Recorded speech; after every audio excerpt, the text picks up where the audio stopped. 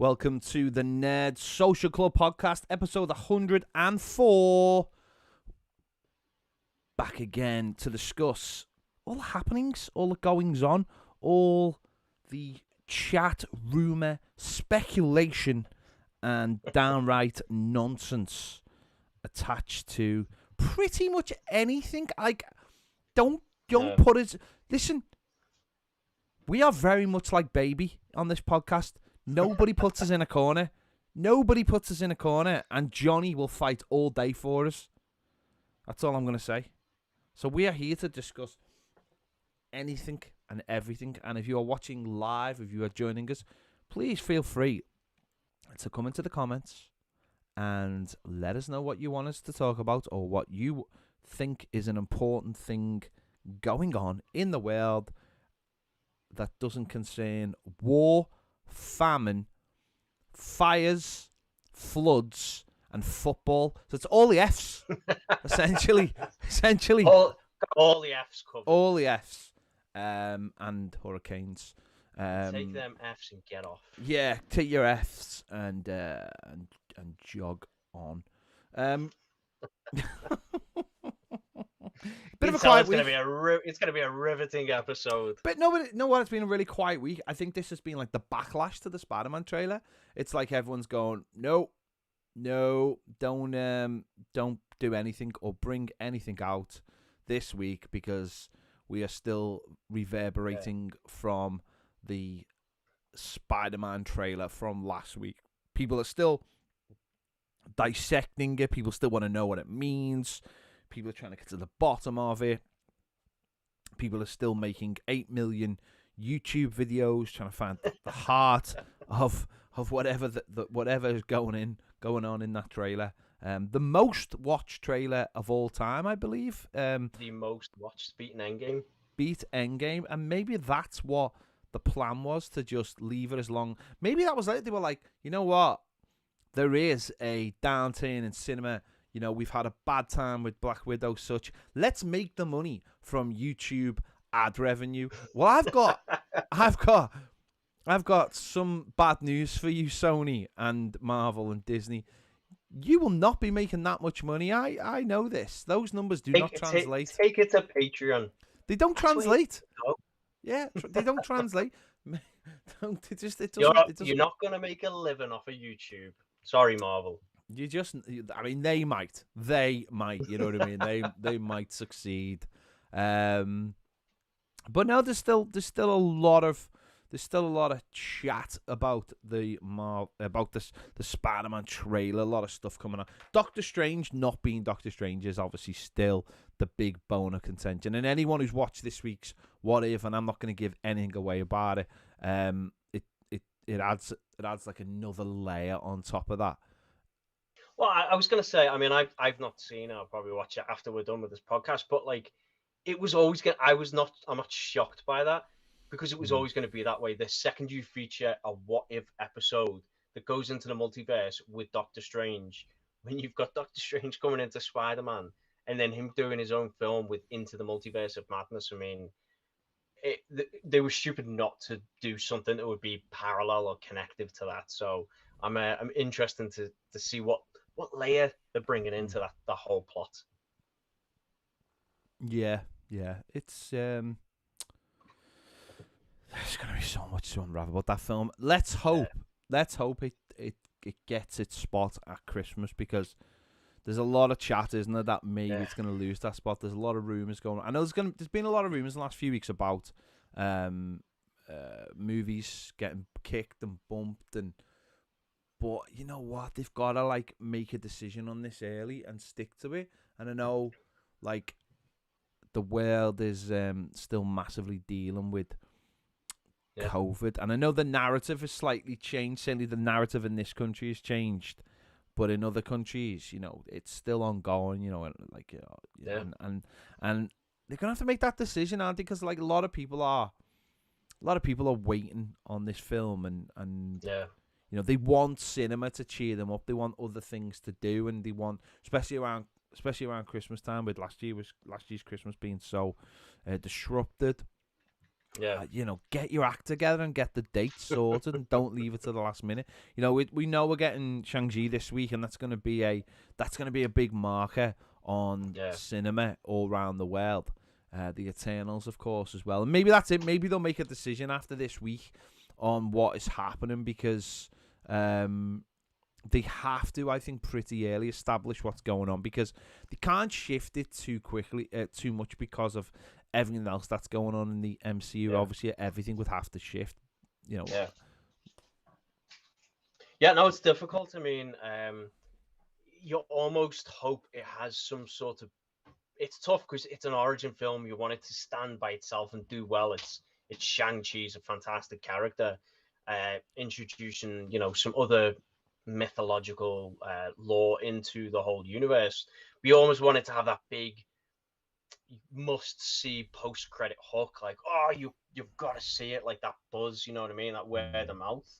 But really, like, for me, it's tough. Like, it just because of how pandemic films have been going, it almost seems like it needs to do well that first weekend as well, because the second weekend for most films so far, there's been a real steep drop off. Yeah, but there's no streaming though, is there? No, that's the thing. There's no streaming with this Yeah, movie, and I yeah, think that's true. That's true. that's the big thing. That's the killer. That's what has been the killer.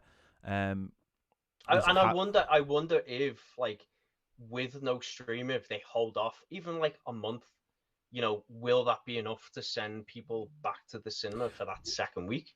Well, to be fair, like, the numbers for Free Guy have been pretty good, haven't they? That's got no streamers, and I know they're not like wild numbers, but that movie's really, I think, showed what you can do with a lot of. I mean, I know that comes down to Ryan Reynolds really pushing that and hyping that movie and really doing a good job his own PR work, which he's fantastic at. And it is a Disney film as well.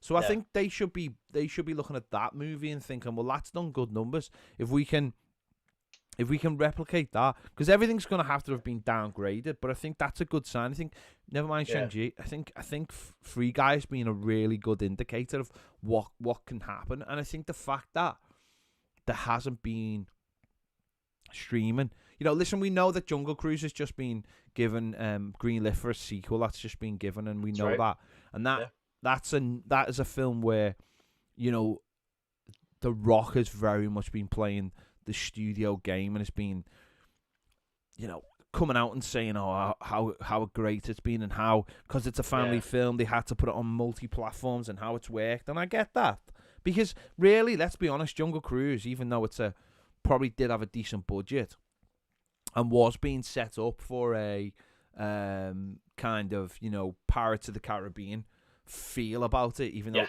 of course it hasn't done Pirates of the Caribbean numbers, and it has been it was bumped from, like, I think was it like last summer, was it was supposed to come out last summer? So it was around the same time with Black Widow and all that. It was bumped, and they've had to do what they've had to do in it, because it is a family film, but that is the other end of the scale. That shows that money can be made, but I just think you've gotta make sure that we see these the right way. Well, and it's tough as well, because, like, I don't know if there's a right answer at the moment, do we? I mean, that's the thing, we just don't know. Like, again, you mentioned with Shang-Chi coming out, like, this will be one of the first big ones that doesn't have that option to go to the streamer. So I'll be curiously watching the numbers. But again, we said that last week. Do you measure a film by its financial success? And like you said, with the studio, what are they willing to accept realistically? Like, in a perfect world, obviously, they'd want it to do, 500 to 800, 900 million, worldwide. But realistically, they're obviously not doing that these days. So it's kind of like, okay, well, what are you realistically hoping for? Where's that goal? I mean, is it at this point, is it just a break even? Because again, we're in a weird environment.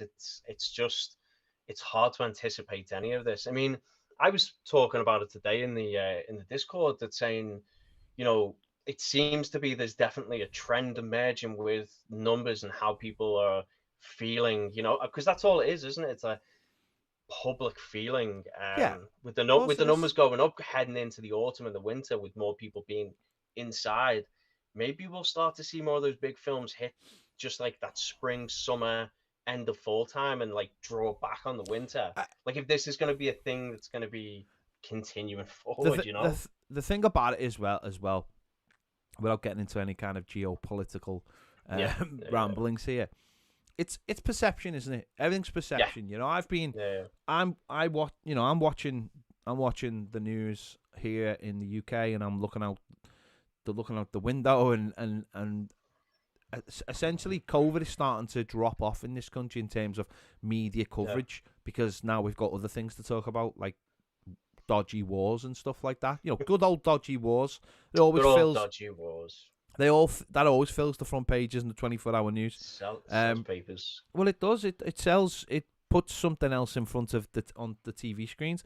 And at the moment, our TV, and I'm sure your TV, is dominated by, you know, what's going on in Afghanistan. And what that is that, you know, you start to see less COVID. We've been dominated in the last 18 months by COVID on the TV. Not the first story. The first 3, 4, 5 stories have all been about COVID. So you get that. What you do is and the last time that happened, that was was when we had the financial crisis in 2008, and there was a lot of chat at the time. I remember about people saying it was a self-fulfilling prophecy. It was like, the more you talk about something, like the more you talk about people not having any money, the less people then start believing it, and they start spending less and saving more, and there's less money going round. Yeah. And then as soon as it drops, you know, I remember people saying, stop talking about it, and it'll start to go away. I mean, I know it doesn't work like that, but you know what I mean. It's a self-fulfilling prophecy. Well, I mean, it's the same thing with the stock market. It's that perception. Yeah, like of course it is. When people are in the financial crisis, all of a sudden people see the panic on TV, so they panic. Yeah. And they start taking the money out of everything. And it just creates this like cascade of terrible events. It just goes down further and further. Like, at the moment, because COVID has actually come off our TV screens a lot in the UK. I mean, I've been into Liverpool city centre a couple of times in the last week, and people are not wearing masks. You know, when we first got the mandate for that everything was open, people were still wearing masks in shops, and they're just not now. They're just not. People are walking around, and yet in places like Australia and New Zealand, they're like still having lockdowns for maybe 7 or 8 people in an area having COVID, whereas it's like 200 people died in the UK today of COVID, and yet because no one's talking about it, so there is that perception moving forward that if it's out of mind, you know, out of mind, isn't it? And people are starting to, if people are starting to live their lives, they'll go to the cinema, they'll go and do the things. You know, especially if things like war. If war's on the television and you're getting like, there's a war. Oh, that's depressing. Let's go and do something enjoyable. You know, we're getting now. You know, the summer's over now. You know, we're going into the autumn, going into the fall. People want cheering up. You know, darker nights. People want entertainment now.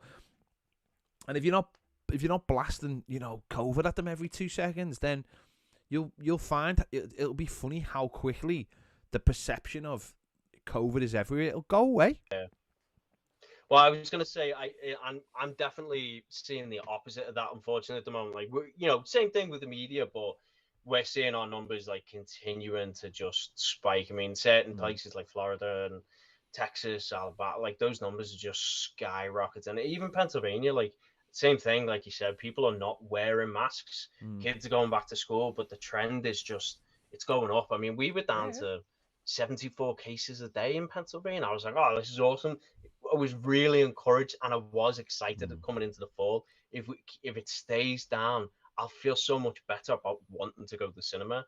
And then all of a sudden, we're up to like 4,000 cases a day now. I'm like, yeah. And you just see it spiking up, and I'm like, oh no. Oh yeah, the same thing will be happening here. It's just that no one's talking about it. That's the difference, and that's what I find really interesting about a narrative. It's like, and it might be different in America because of it's just so big. Some people might want COVID on 24-hour news rather than you know what's going on elsewhere. So it's interesting. You're always going to get a narrative about what's going on and about living your life and all the rest of it. So it is going to be really interesting to see what happens with with Spider-Man, whether it goes off on time, whether everything goes off on time. And as you say, Shang-Chi this week is going to be a big indicator. That's obviously coming out on Friday.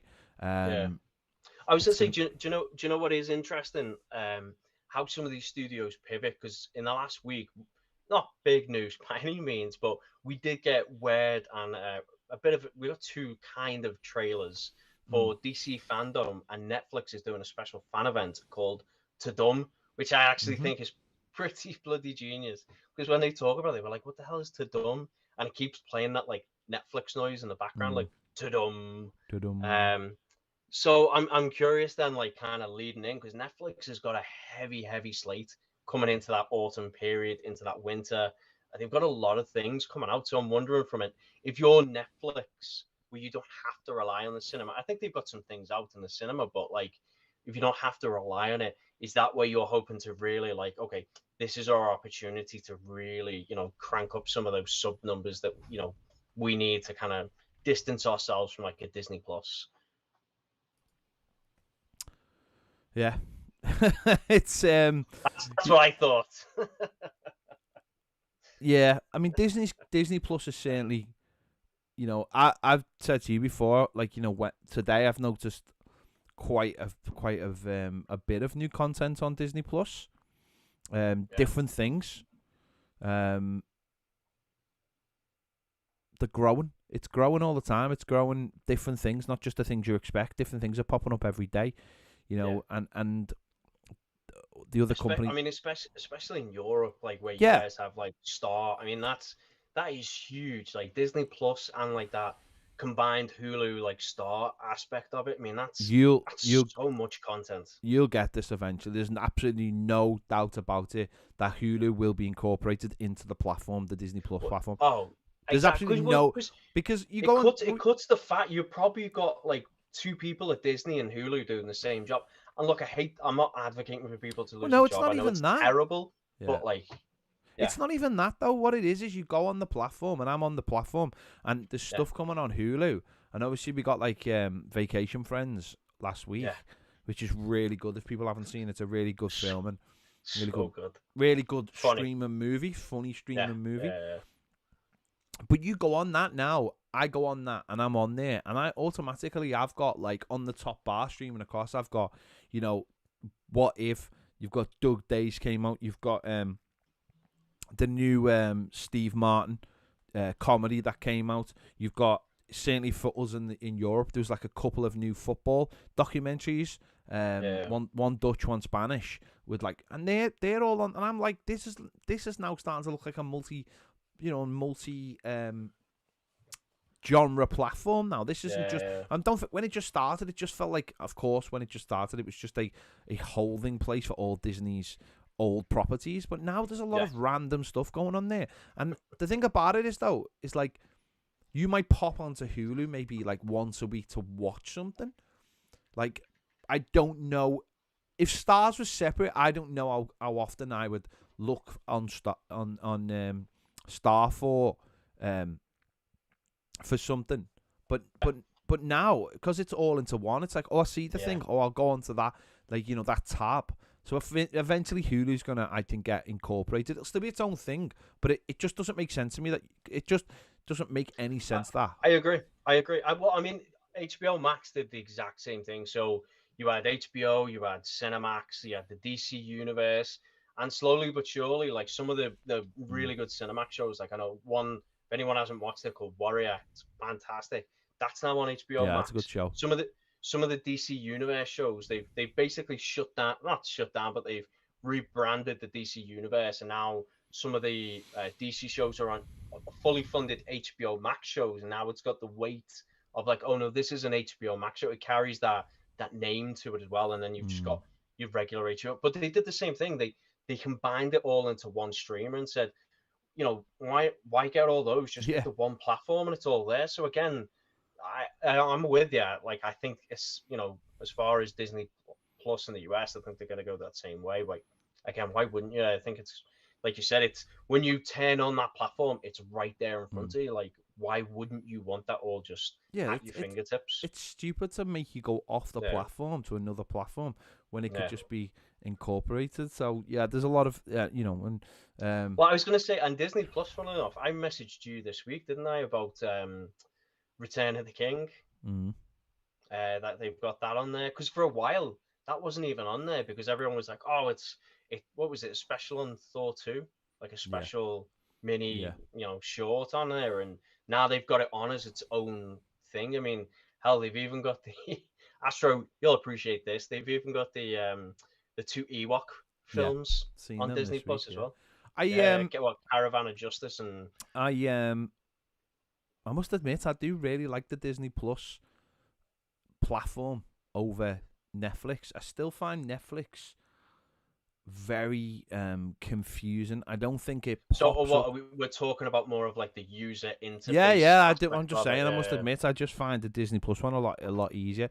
Putting those highlighted shows up the top, and then the new stuff, and then yeah. working your way down and going through. I know it's different because you are separating them by the studios pretty much, but I do find it a lot easier to go through the Disney Plus. I find that I will put it this way, right? This week I discovered Put a flag in it. iPad, discover this. well, I discovered like 3 movies that I don't know how long they've been on there, Yeah, but they were like 3 BBC movies from right. 2011 and 2 from 2014. The Johnny Warwick trilogy. That will mean nothing to anyone, but it was like it's Bill Nighy, like basically, and Okay. the first movie got recommended because I'd watched Official Secrets, which is an Good. excellent movie from 2019 with Keira So Knightley. good. True story about a whistleblower over the Iraq War. I know you've watched it this week, and Yeah, because that with Matt Smith and was it Ray Fiennes? yeah, Ray fans, yeah, Ray and then Fiennes, yeah. who was in this movie I watched called Page 8, and that led on to this trilogy, and it was just like. I'd never have found that if I hadn't watched Official Secrets, and I only watched Official Yeah. Secrets because I'd seen someone recommend it on, I think, on Discord or something like that. So it was like Okay. these things just don't pop up; they're just all hidden. They're all Yeah. hidden away, and it's like, and Well, I've I really, was gonna say it's the weird thing, isn't it? When you've got like thousands upon thousands of yeah, shows and films, like how do you even begin to organize it? That's why like yeah, that and I know that. algorithm becomes so important Yeah, as and I well. know the recommend tool is good, and that's what linked it all together. But these films had like Bill Nighy, Yeah. and they had Helen Bonham Carter. They had I'm trying to think who else was in them. Michael Gambon was in it. Who else am I missing? Winona Ryder was in it. Christopher Walken was in one of them. Ralph Fiennes was in. Honestly, it was just like a lot of stars in these like BBC movies, and I don't know. I watched them. I really enjoyed them. The good. The first one's called Page 8. The second one's called Turks and Caicos, and the third one's called Salt in the Earth. I think is it Salt in the Earth? Something like that. It's decent. Like just on Netflix, hour and a half sort of TV movies. I was gonna say I'd be curious for anyone who's watching live. List your top 3 streaming platforms in the comments. I'd be curious to see what people rank them as, because I have had a couple of discussions in different discords about this, and I always think Netflix like is easily top 1, top 2. Yeah, of Like course it is. It's up there because there's just so much content, and I've gotten really into watching some of the international stuff as well, because some of their stuff is really, really no, good. That's what it does really well. It does Yeah. it does shows for European countries. It gives them their own thing. It's not just relying on American stuff, and then it pushes that stuff. Obviously, we had Lupin, and Lupin was like the most watched either European or French show in America. And obviously they got Omar Sy in it, obviously, who's now a Hollywood star, and he's the main guy. It was actually written by, I think, a British guy as well, so it was fully international, but they have no issues putting stuff in countries and putting them in their own languages and stuff. And Money Heist has been a big success as well. I think Dark from Germany's been quite a big success as well. So they are. I watched them. I mean, it's not European, but I watched Clickbait this week again. A show that landed that I had not heard of. And that's been really, really good. I've been watching 4 or 5 episodes of that so far. Really good mystery show, but also shows it shows the dangers of social media in the world we live in at the moment really, really well. I definitely recommend that to people. Clickbait. It starts off a little bit weird, but once you get into you might get into it straight away. It just has, when you watch the trailer for it, it does have a little bit of a like sort of formulaic setup. But once you get into it and see the nuances of it, it has got a lot of layers to it, and I've been really enjoying that. Well, I was going to say, Netflix had that documentary that you put me onto, didn't you? The was it The Social Dilemma? Oh, superb. Which is utterly terrifying. And it's not like a scary thing, but it's just once you dive into like social media, like once you lift the velvet curtain of like social media and you hear actual people who help develop these companies and with the engineers behind it, like it's terrifying. It really is, because you're just you don't want to know, maybe do you? I just put my phone down and just put it Ignorance away. is I feel like bliss. it's looking at me, it's watching me. Yeah, I watched Dingo this week as well. I did watch the documentary about I'm the name's just completely escaped me. The painter, and what's his name? Bob. I was thinking Bob Ross. It's not Bob Ross. Bob Ross, yeah, Bob Ross. Is it Bob Ross? Yeah, I watched the documentary about Bob Ross as well, which is really good as well. It's a really good documentary. Very, very sad as well. Very interesting about how he got into it, but very sad as well about what happened to his life. That was really good. Again, that's just the thing that popped up. Seen it was coming the week before, and I was like, and then I was looking forward to it. It is great the way they do that, the way they just drop things in. I know you and I both watched the How to Become a Tyrant as well, and that's fantastic. I mean, I know we talked about it on the podcast last week, but I can't help but not talk. I was going to say, because I've watched quite a few documentaries at the moment on Netflix. I've been on a bit of a kick. I watched one on John DeLorean, who was the creator of the DeLorean car. Oh, it's weird. I didn't know this, because I remember the car. I just don't. I was like, oh yeah, whatever happened to that car? Well, yeah, the owner ended up embezzling money from his own company, because he had this almost like this need to prove he could hang. He was like a rags to riches story. Yeah, he rose through the ranks of Ford and felt like he because I think it came from like an abusive parent relationship. So he like felt this need to like prove himself constantly. So he was always like just overextending like how far he could actually like live as far as like his means. And he kept just like, he was obsessed with Hollywood as well, which is what pushed them giving a DeLorean to Back to the Future and stuff like that, because he loved Hollywood. He was and the irony is they were just taking the piss out of it.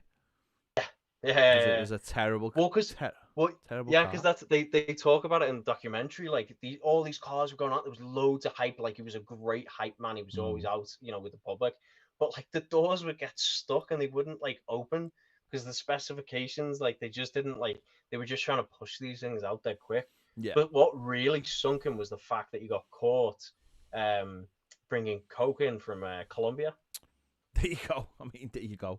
That's a it was a twist I just didn't see coming. I was like, what? No, sir. Really good. It's not cocaine. That is a flux capacitor, sir. That's a proper flux capacitor, sir. Yeah, I just traveled back from the future. What are you talking about? It's coffee. Yeah. That in the future, sir, is what makes planes fly. Did you watch? Did you watch the second episode of the Mandalorian documentary? Yes. About the finale. About that. Absolutely amazing episode, showing you. Because when the first one came out, like the gallery went the way it came out, obviously the week after, and it was like felt like a bit short, like we'd been shortchanged because they didn't really go into the documentary to the last one. Well, yeah, because it was tough, right? Because season 1 covered, what was it, like 8 episodes, and you got like different aspects of like concept, like design, the music, like the larger legacy of Star Wars. It was a really well done thing, detailed. But yeah, the second one was just almost like a short movie, like a short movie documentary. Yeah. But yeah, this one was just, I mean, utterly fantastic, because it was just, and what I liked about it was they spent the entire time just talking about the weight of that finale, and I really appreciate it, because I don't think any of us were really aware that this was coming down, so it was just great, because like listening to Favreau and Filoni and Peyton Reed, like, just Yeah. nerd out Yeah. was just Well, quite awesome to what watch. what I loved about it was obviously we got all the details about bringing Luke back and Mark Hamill and how Oh, and Mark. they had to change it in the script as But what well. I thought was really, I loved all that stuff about having a fake Jedi in there and keeping people off people off the scent and not talking about it, and even on set mentioning the other name. And I thought what I just thought it was. What I thought was really good about this episode was, and really refreshing, is that they really did address the fact that they got his face wrong. Like, they were like, yeah, we went with one technology, and then we were like, not sure if that technology's okay, and then we went with another technology, and they basically went through all the things you have to do to get it right. The complexity of the choice. It wasn't like we made the choice and here it is. It's everything that went into that choice. But I mean, don't get me wrong, they never ever said, listen, this isn't perfect. But they basically hinted at the fact that they were saying, this is really difficult. And there's a whole bit, they were like, different people react differently to faces, not everyone. And they were like, Luke, this is one person's Luke, and this is another. And actually, when they showed Luke in different lights and different films and stuff, they are absolutely right. In different circumstances, his face looks like different things. So they never quite said, yeah, we got it slightly wrong, but they went as far as like basically just about to say we didn't quite get it right. They were like saying technology's just not quite right, but they were, John Favreau was like basically saying all the way through it, this thing is like developing so fast, and we're pushing it and we're pushing it and we're pushing it, and it's getting there, and I thought that was really refreshing. I found it interesting because obviously Peyton Reed was the director for the finale episode and had used that technology in Ant-Man. So like they've done it in like both Ant-Man and Ant-Man and the Wasp, because we talked about it, like Marvel's for whatever reason it is, and I don't know why it is, the Marvel de-aging, it just looks a little smoother, but a little bit more natural, just looks natural. And they talk about utilizing it here, but there's still, like, for me, it's almost like the voice and the face just don't sync up. Like, it feels like he has to stay like perfectly still, and the audio with his mouth just doesn't. What was crazy about it, when they said like the voice was completely fake, like the voice was made up of like the same way we did the face. We layer in tracks, and then we get the voice out of it.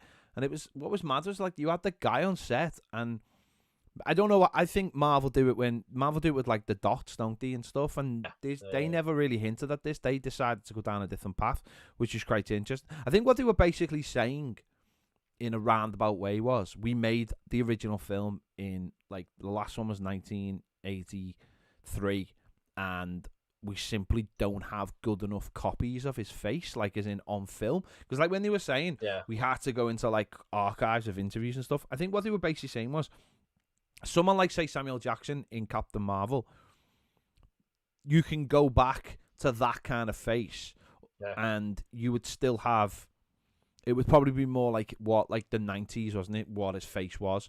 So therefore he's made more films. Okay, it's not quite HD, but you're going to get that face, plus you're using the actor all the way through it. He's going to have the dots on and all that kind of thing, which I still don't understand why they didn't do that for Mark Hamill, but there you go.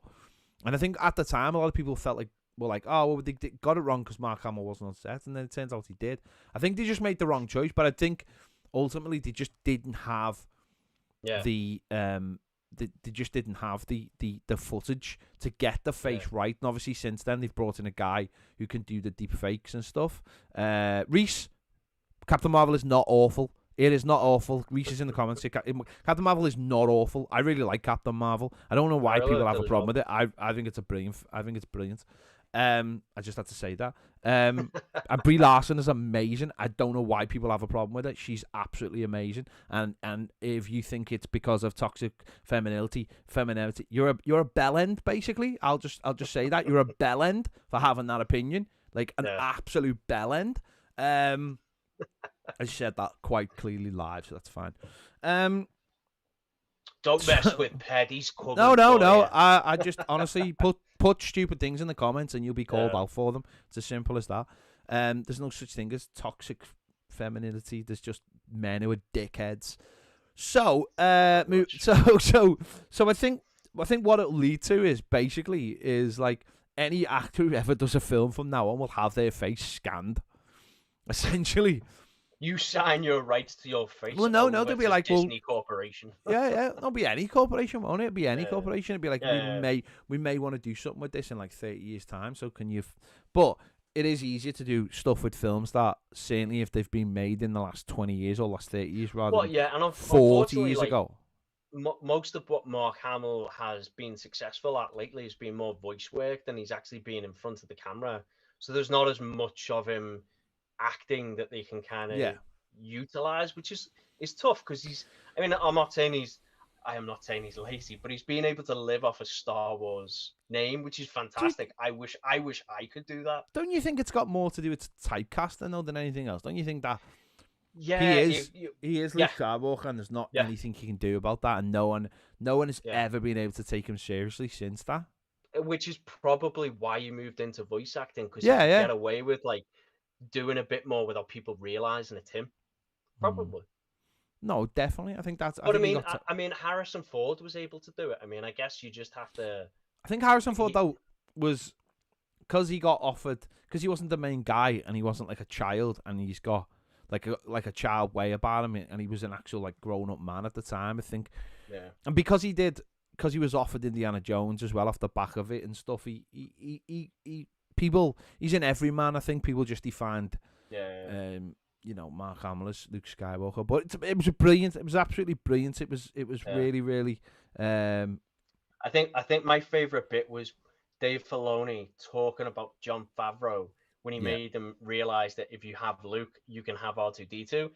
Watching Jon Favreau basically like tear up talking about R2-D2, I was like, oh man, that's it's just, they're just big Star Wars fans. Yeah, and because I keep thinking about Jon Favreau, and I keep thinking, is he gonna be the one to wanna like step into that main Star Wars role? And he does seem to be like he loves it. Like the more and more we see of him doing these types of interviews and documentaries, he just seems to live and breathe Star Wars. Like he just loves everything to do with it, because he also likes doing those different things. We've seen doing different movies and things like that. So I don't know if he's filling the space in between with some of that, or is he? I guess essentially is my question. Do you think him and Filoni are going to be the guys to be, given the keys to the kingdom as far as what they want to, how they envision the next steps of the Star Wars universe going? I don't know. I think Kathleen Kennedy's got. I think she's like, she's the overarching person. They're doing it like they're not doing it like Feige. They're doing it slightly different because she's had the keys forever. But I think what they're doing is they're utilizing all the talent, and they're bringing. So Jon Favreau and Dave Filoni are the architects, but they're utilizing other people. And I think what they're not doing is, I think they're the architects of this with what the Mandalorian does and everyone who's connected to the Mandalorian. But then they're also letting other people like, Robert Rodriguez, obviously he's going to do Boba Fett. We'll talk about that in a moment.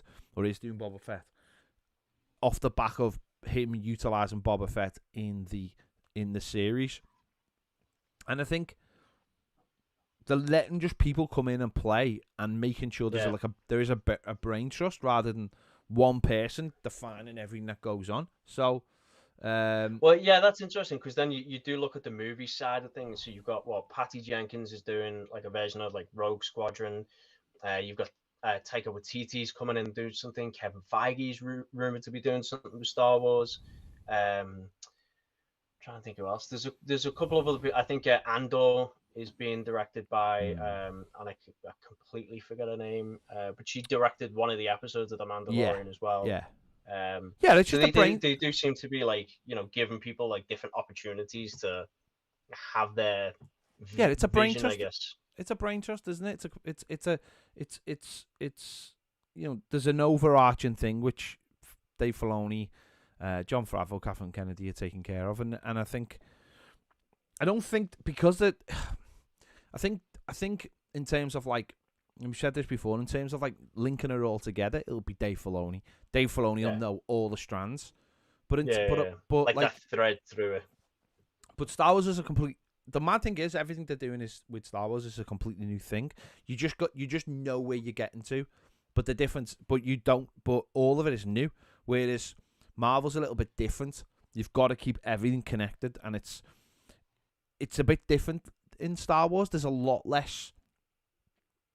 There's a lot less characters if you think about it. We know all the big characters, but their things are already sort of set in motion. But for a lot of the characters we've got at the moment, then their where they end up is a mystery for a lot of these people.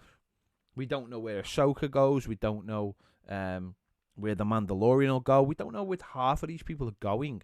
So it is a bit of a free reign, whereas it's slightly different in the Marvel world because it's so interconnected, and we know it has to get somewhere. So it is very interesting. I was going to say, I did forget one thing, actually. I think that I saw a rumor this past week as well that it's Tati Gabrielle, I think, is rumored to be maybe taking on the Sabine Wren role for Ahsoka. Yeah. Seems like they're in the flow of kind of like getting Ahsoka made, and I mean, we've still got Andor. Like, Andor's been in the works for quite a while. We got that, but again, though, last December. Because it's something that's set in the past, we don't really have to worry about it. It could come out anytime, and they'll just get to it when they need to get to it. I don't think anyone's. I think the tempo is clearly like the Mandalorian, and then. Well, I was going to say, you'd imagine though with something like Andor, like just like Rogue One. Rogue One was a good story, but you've got to imagine maybe they'll introduce something there that will have some sort of tie-in with something else, or open up the opportunity for a sideways move for either another story or another character to kind of build that piece of time out. Maybe what they'll do is they'll introduce a younger version of a character that we do recognize from the Rebel Alliance, essentially. Maybe that's what we'll find, or maybe we'll find a really young character in it who pops up later on, or as ties to someone that we know later on. So there will be some tie, because there's always a tie. You always need something. We love the connectivity of all these movies. But Robert Rodriguez has obviously come out this week and said that we are not ready for Boba Fett. I love that. I think he made the comment to some sort of extent like, it's gonna blow your mind. I was like, I believe it. After seeing that Boba Fett episode in Mandalorian season 2, I was just like, and they announced that, obviously at the end of that show they'd be doing a Boba Fett story. It's like, we've all waited very, very patiently a very long time to see more of Boba Fett. Like, he is so overdue on like some limelight and some more plot-driven stories. So I can't wait. I'm so excited.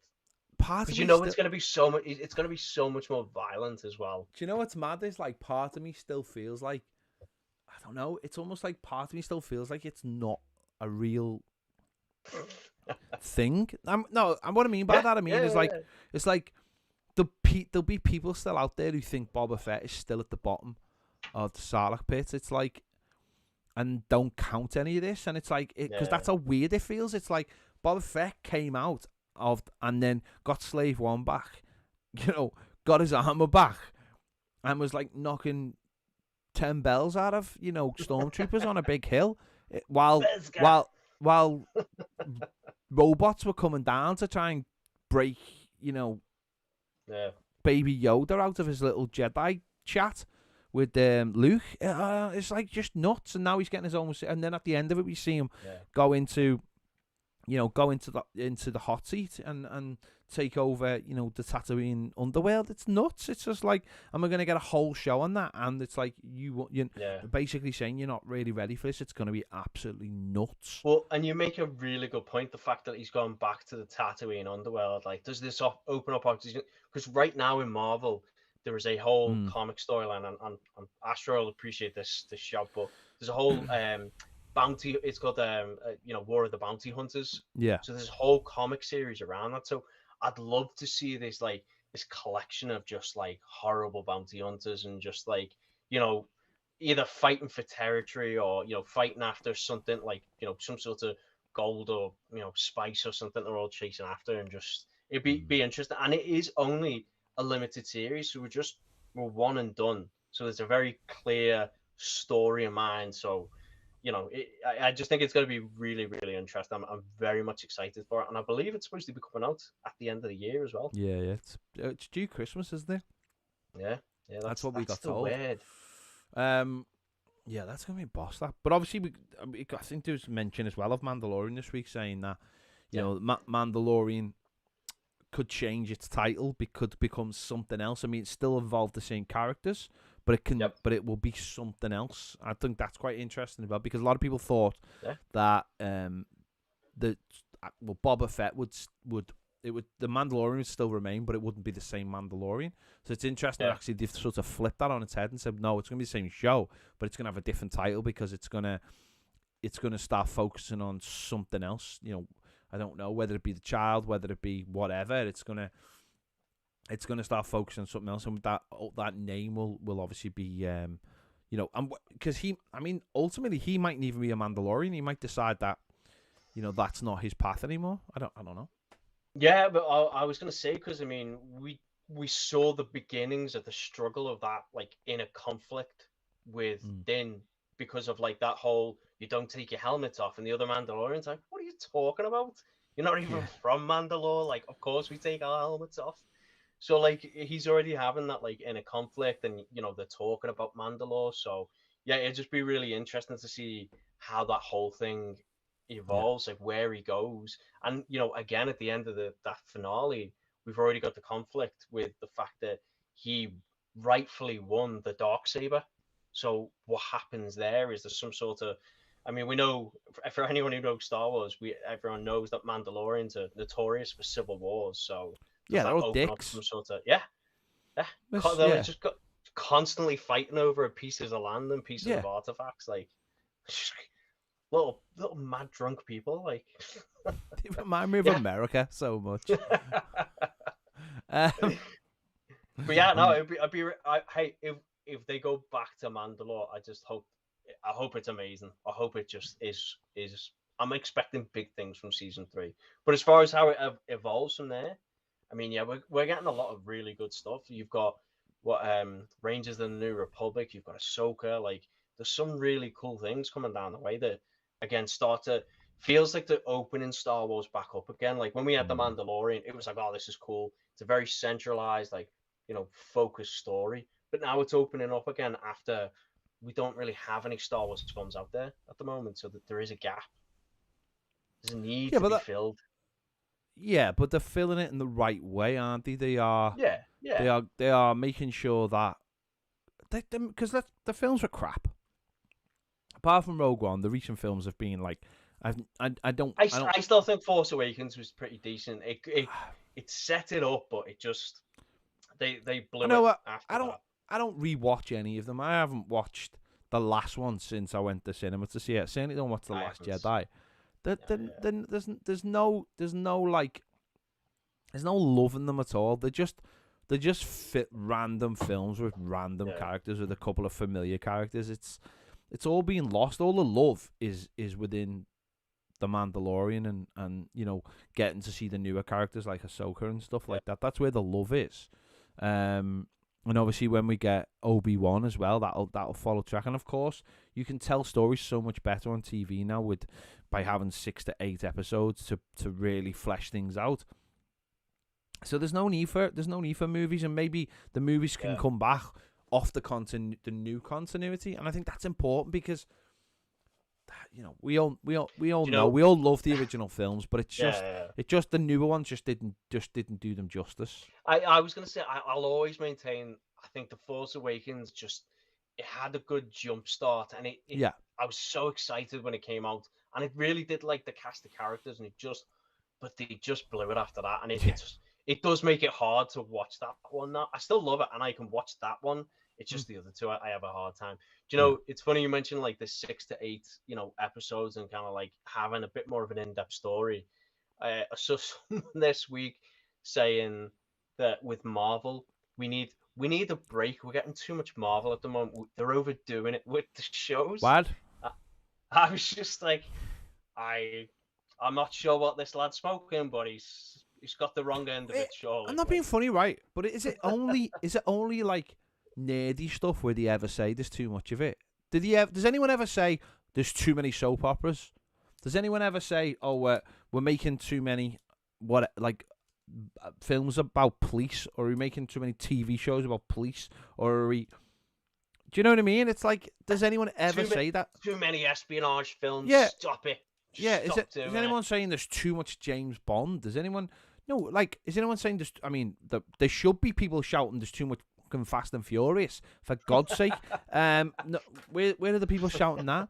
Like, you know what I mean? It's like, it's mad. It's like I still think there's this weird perception. We're kind of shifting the gear here, but that's fine. Right. But I still think there's this weird like a perception or association with like superhero films, like superheroes are for kids. Like that whole thing. Like if it's even Star Wars, like Star Wars is just accepted as like, oh yeah, it's a sci-fi battle with, you know, like all sorts. But like Marvel and all that, it's like, oh yeah, it's comic book films. It's like, you know, it's got animation, it's kids and stuff like that. And you're like, have you seen The Winter Soldier? Yeah. Like, Jesus Christ, like some of those films are absolutely fantastic. Like, and that's why I appreciate like at least things like Suicide Squad, like pushing out the narrative. Like it's different to what Marvel's doing, but like comic book films as a whole are they're just adaptations. It's the same way with books. Like, why aren't people saying, "Aren't we getting books?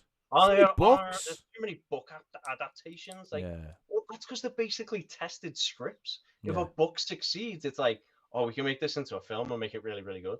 Like, it's been proven there is a market of fans out here that love this stuff. Same with comic books. Jake Marley's in the comments and he's just put, there's no need for the movies now. If you're talking about Star Wars, Jake, what I would say is, I think there will be a time for the movies, but it's not right now, because I think what the shows can do is give us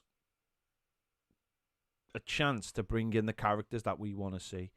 Ahsoka, Sabine, you know, the Mandalorian.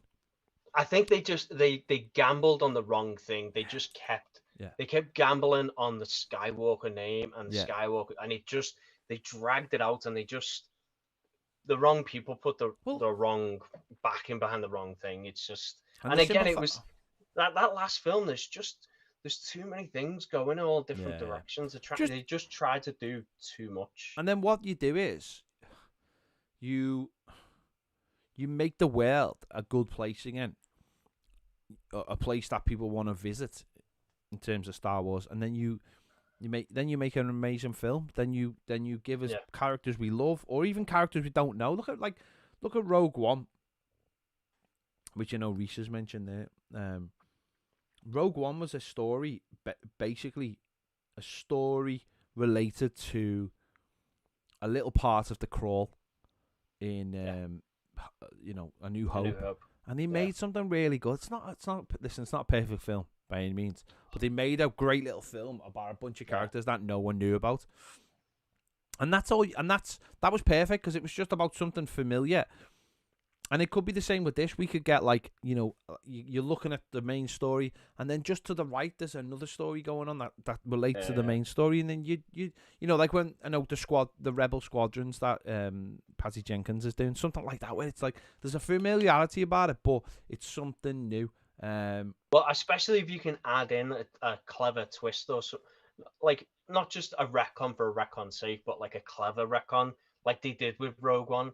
How that, you know, the exhaust vent, like they put it along, like who built that? Like, well, obviously it was, you know, a Rebels scientist father, like, and he's like, oh, well, now that makes A New Hope. Like, it just gives you elevates it, like, gives it a bit of gravitas, doesn't it? Well, I mean, we've said the same thing with like the Clone Wars show, like all of that extra depth, and just gives like the story, you know, those prequel stories, just gives it a bit more elevation. So when you watch it, you appreciate certain things about it. It makes Anakin not a dick.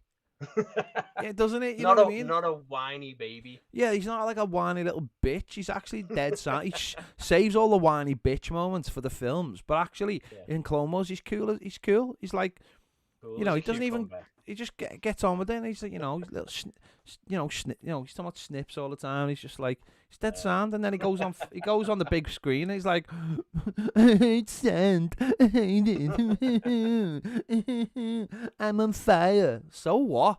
Made up, you had your legs cut off, you tit. I'm on fire. I hate you because I'm on fire. You cut my legs off. Shut up, you tit. You murdered a load of people that didn't deserve it. That's what you get. No legs and no hair, and you're going to have to live inside a robot suit for the rest of your days like a little bitch. How about that? Inside that suit must smell. Yeah, it stinks, and you probably need all your sores rubbed all the time. It gets dead itchy, and you can't even put a ruler in there. How about them apples? There's the line we've just shot right past it. No, there ain't no line. There ain't no line. Not on the Nerd Social Club podcast. So yes, Bad Batch is a very good show, by the way. Just in the comments there.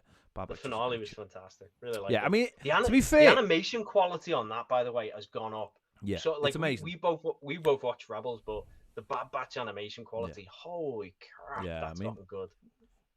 Yeah, the only thing I'd say about the Bad Batch was, without giving anything away, which I won't, the second season needs to start getting somewhere a little bit quicker. Like, as in, what is the point of these guys, rather than just to hang around with Omega? Omega! My name is Omega, and I've got a little gun. I've got a little gun. Wrecker! She feels like she should be really annoying, but she's actually not annoying. But she feels like she should be really annoying. Yeah. Anyway, no, it's a good show, and it just, the second season hopefully will go somewhere, and they'll go somewhere with it. Yeah, there needs to start being some sort of larger.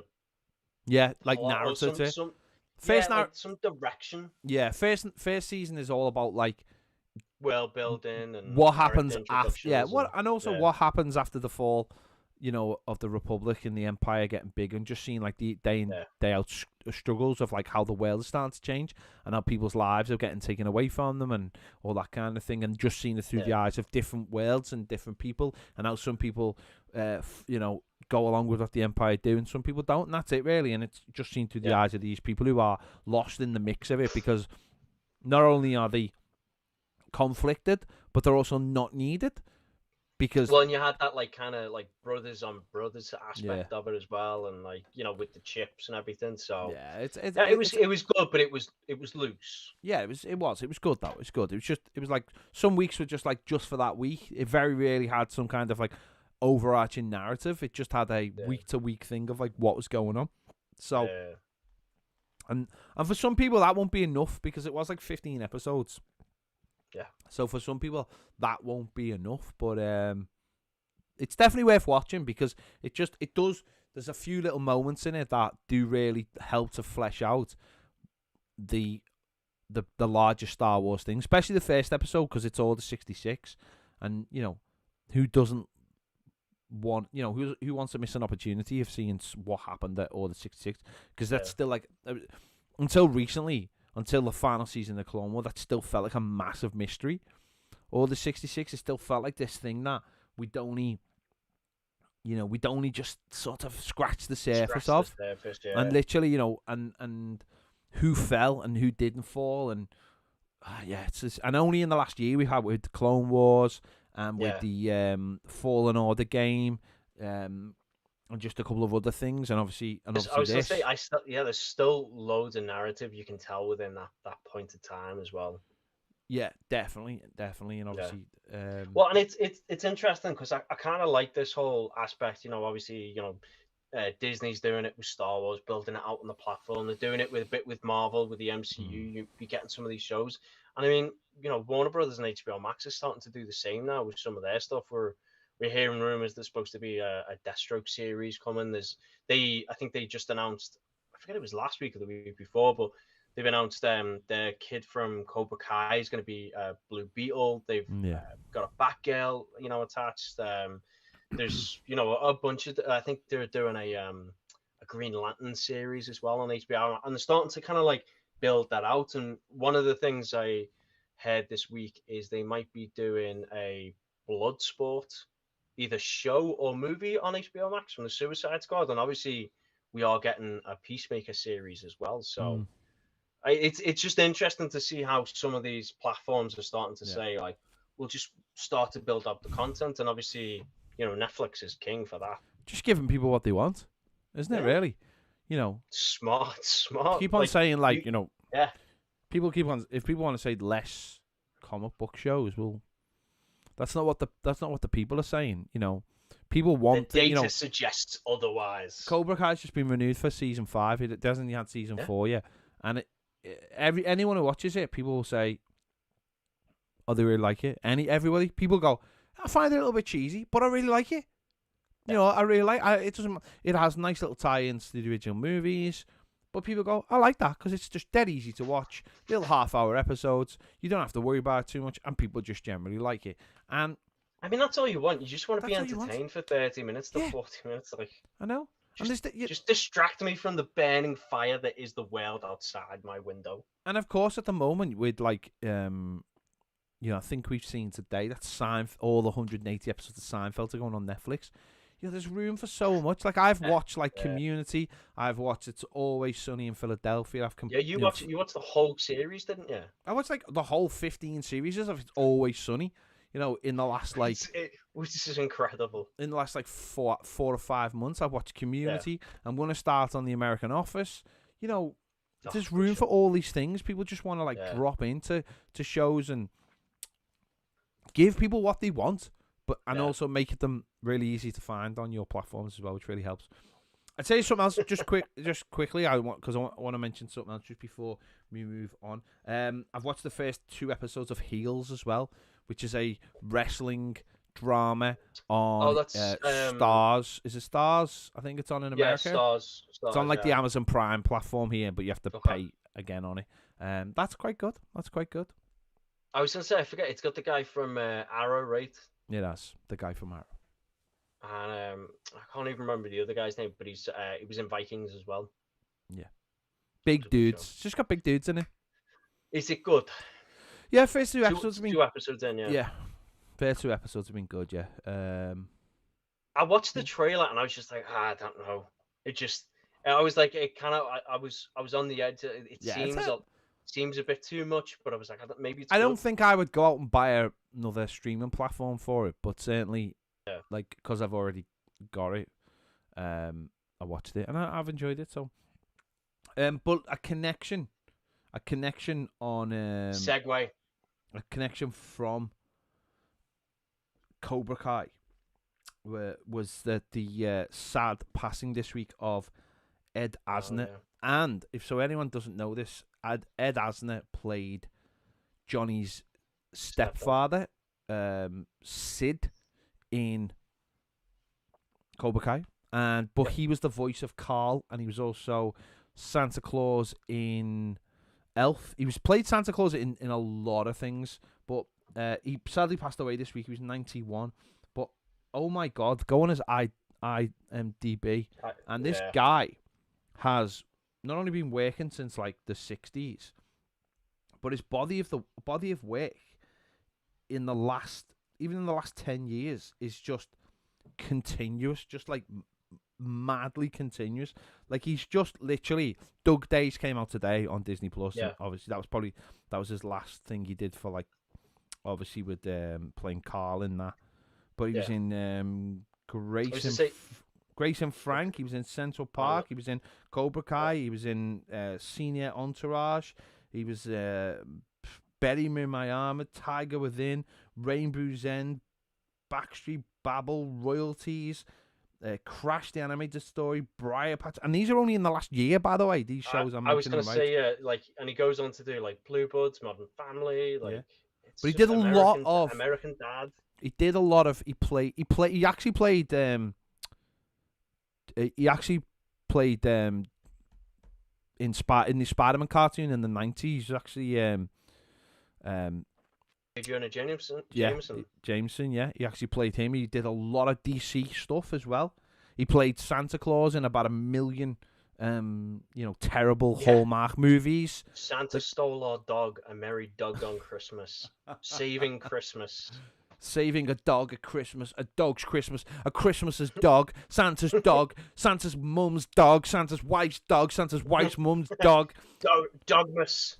None of them are real films, but what an amazing like career and like Yeah. you know, it's mad when I seen that he'd passed away and I was like, oh, that's the guy from Elf, and I was like, but it's Carl from Up. Yeah. I was like, it's Carl from Up. I was gonna say, I've just like over the decades, I've just seen him so much.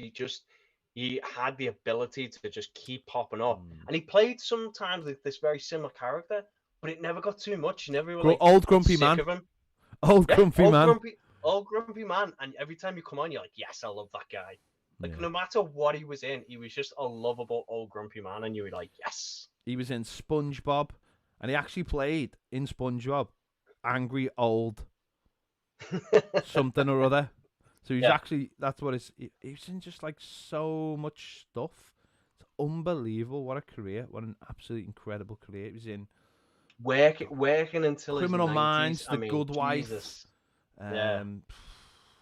He was in Mom, the show. He was. I mean, that's obviously a guy who just loved the craft. Like, just loved to be in it no matter what. Like, because at a certain point, you probably think he's probably got a good amount of money. Like, he's never been like A-list by any means, but he just a worker, isn't he?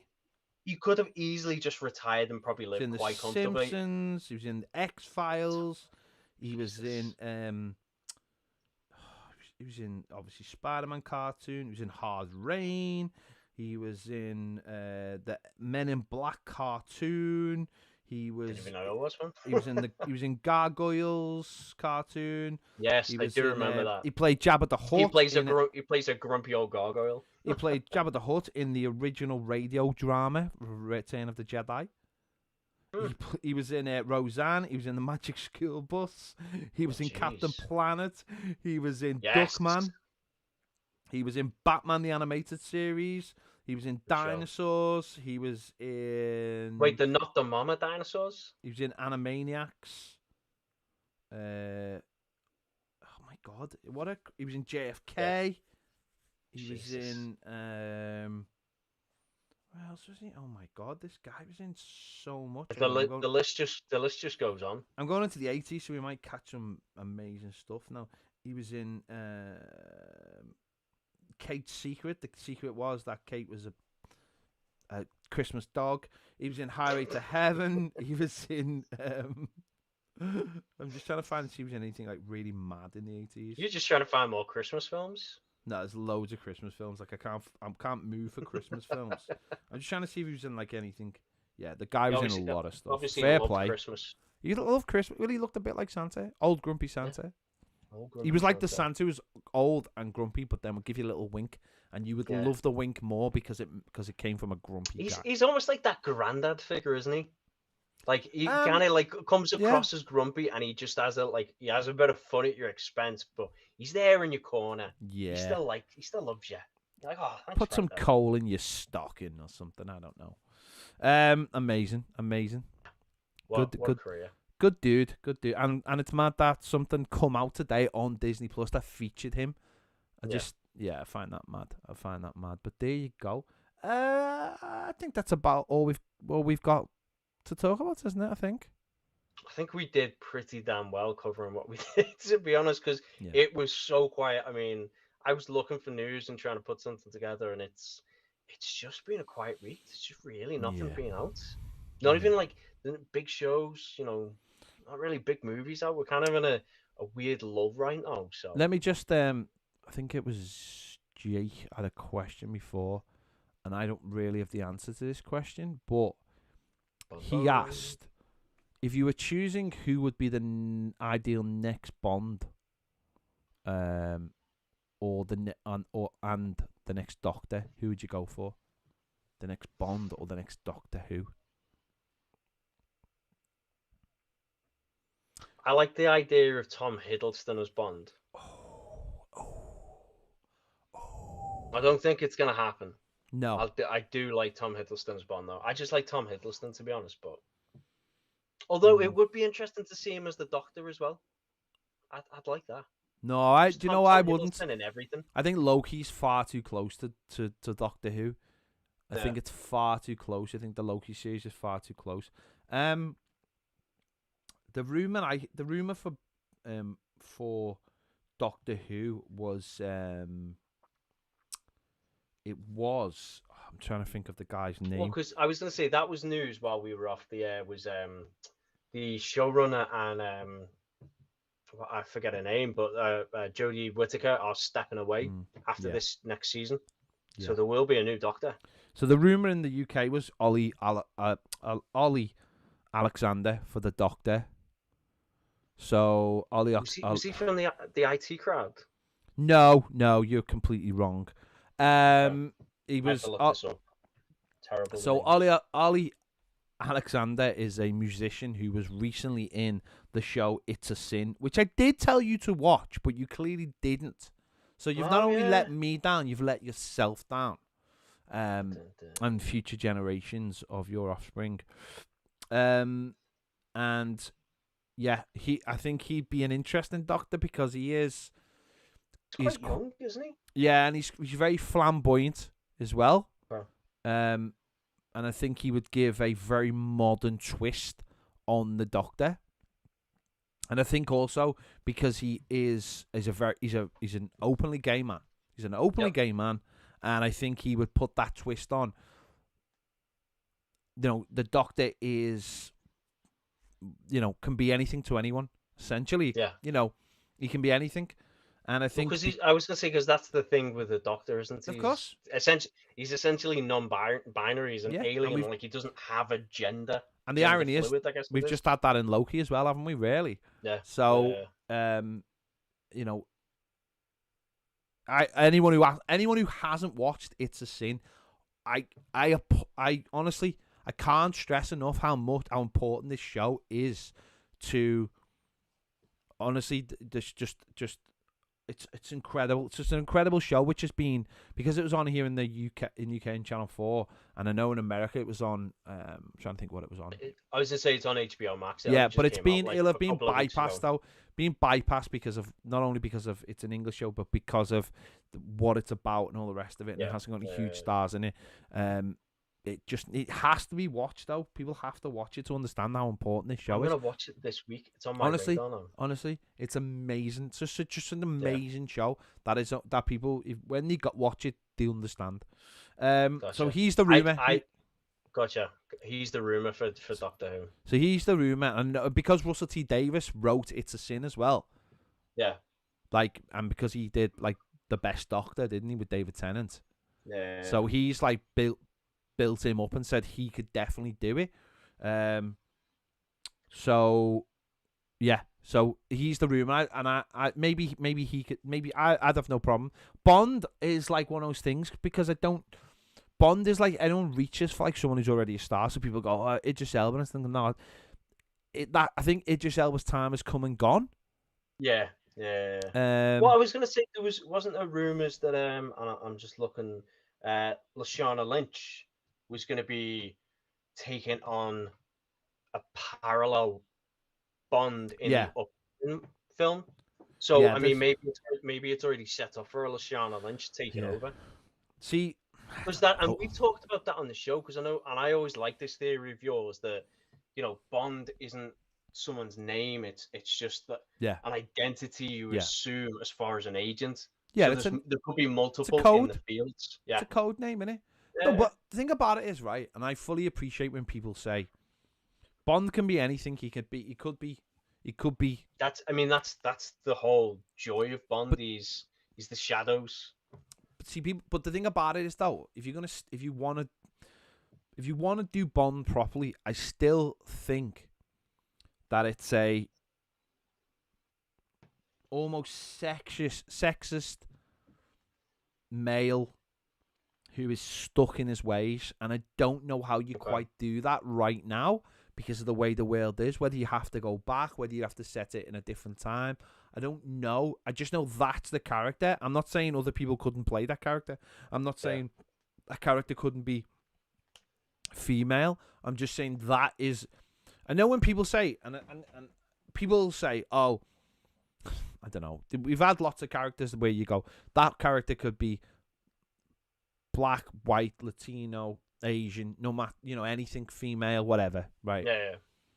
There are But I do believe that James Bond, there is just a particular dickness to him.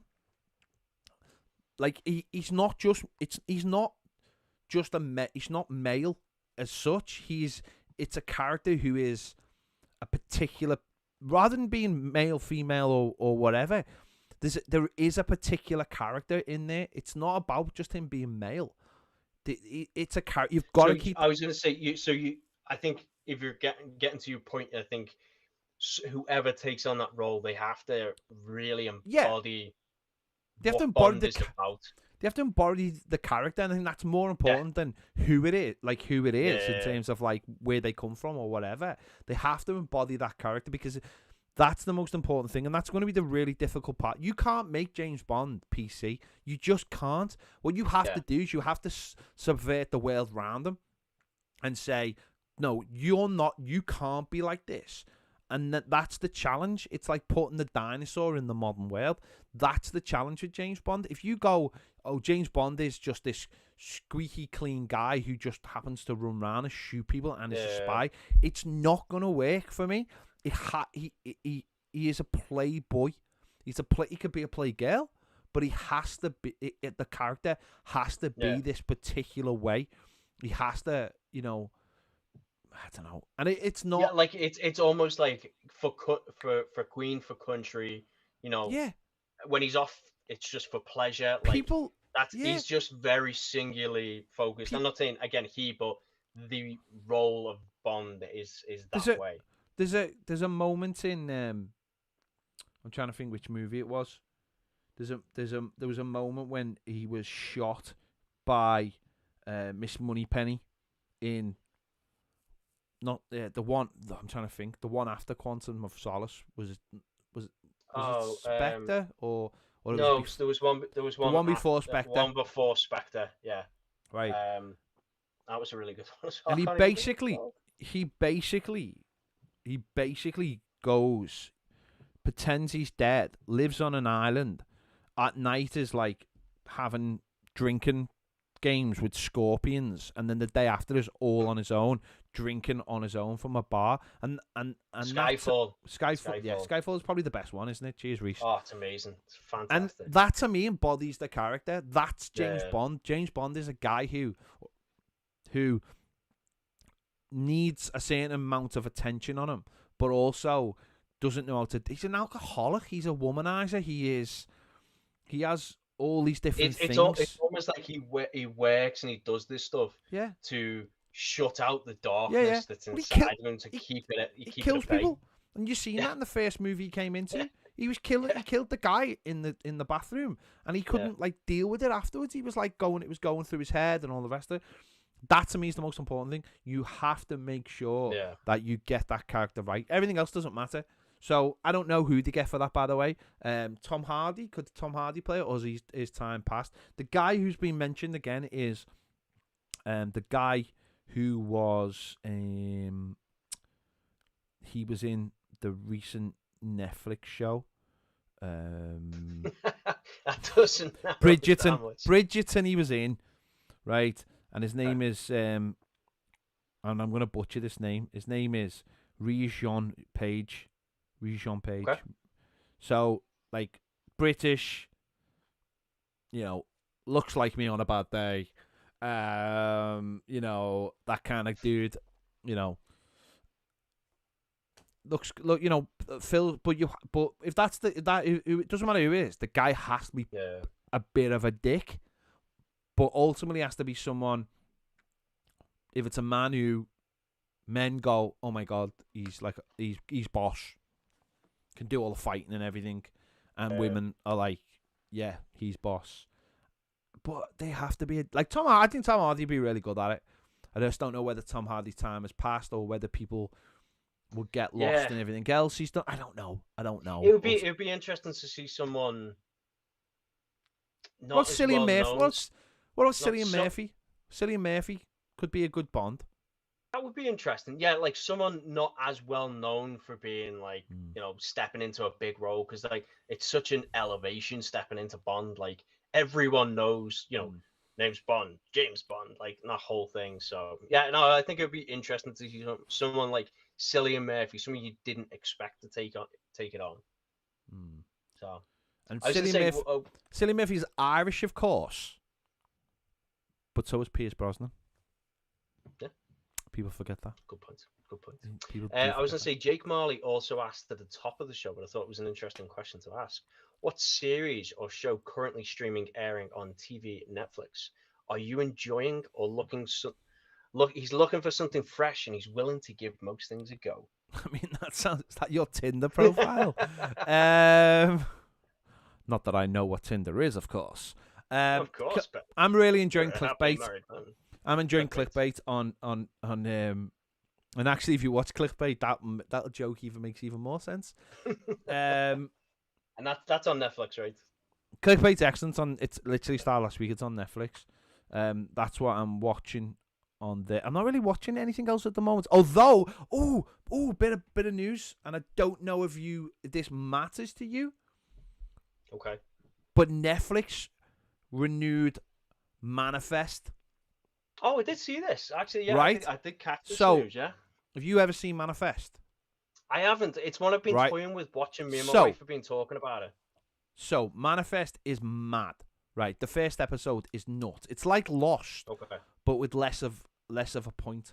Right, or more of a point, one or the other. There's just no plot. It's so just things going something on. happens in the first episode, which is nuts. It's one of those nuts things that happens in this happened like in Lost and that flash forward or whatever it was called. Right, and then something happens.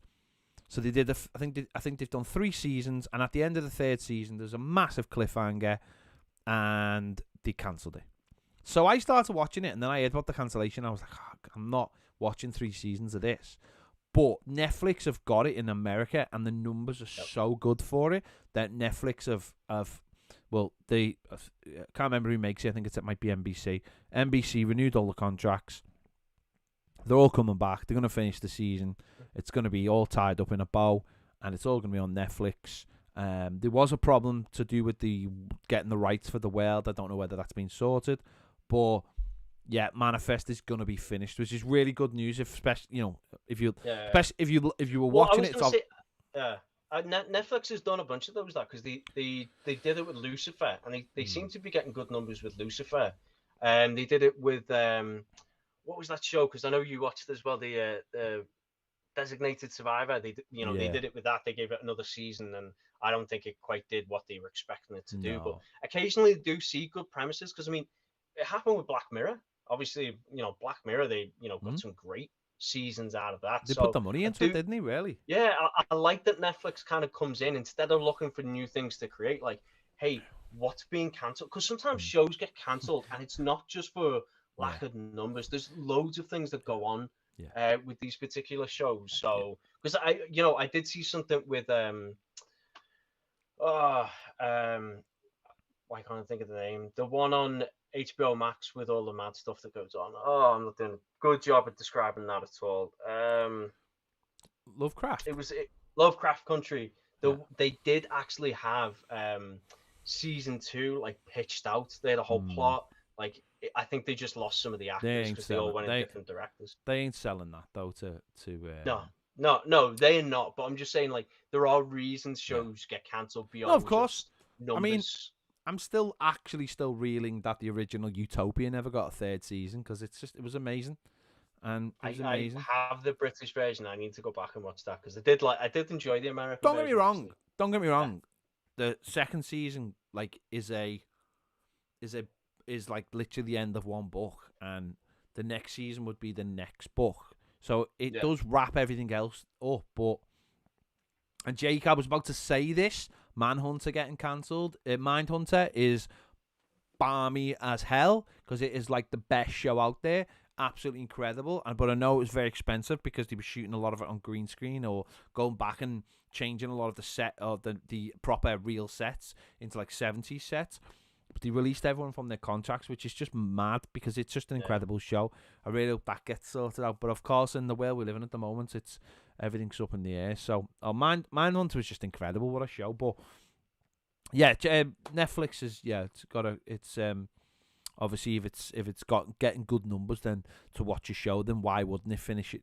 Try and finish it off and give it a good ending. Obviously, it makes financial sense for Netflix, because obviously if they've got all of it, then they'll have that forever. Then and they've given it a chance. It is nuts the way you'd give three seasons and then don't give it another season. I just find that absolutely balmy. But I know you think like just let it finish it off. I mean, just let it finish it off. See, I've seen the same with American Gods. Yeah. Don't be a dick. Let it finish. Just let it be finished. Especially if it's a cliffhanger. Too many dicks about being dickish. There you go. Right.